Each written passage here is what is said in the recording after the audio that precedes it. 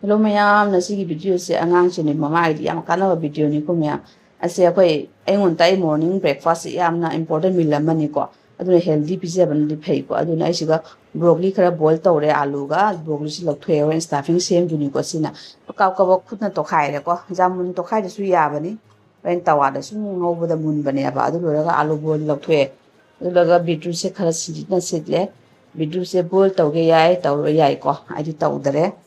adu loraga koi corn flour do aina samosa ma hapsale corn flour ki jaga da ata hapke yai ko thum kara hape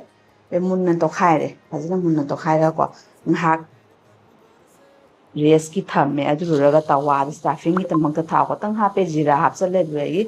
broccoli sa hapsale ngaure kabo kabo do thum machu moro jira khara hape ko be khara simana khabai na phajana to khai bi de sumul labani to khai ba siga ko do mayam siga lai jira stuffing se adu loraga aina sega sai ata to thamibodo macha macha bol aina laujare ko ai macha macha sina phajai shape se ko pik parina aina samosa ni stuffing se hape jamna di haptre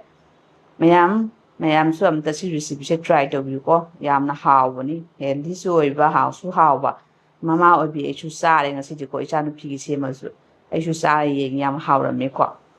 asiga lai amam tro shape se me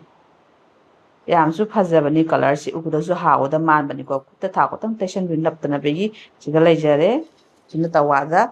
tang salaga gi khara option le ko do amam tras mai happy re adu loraga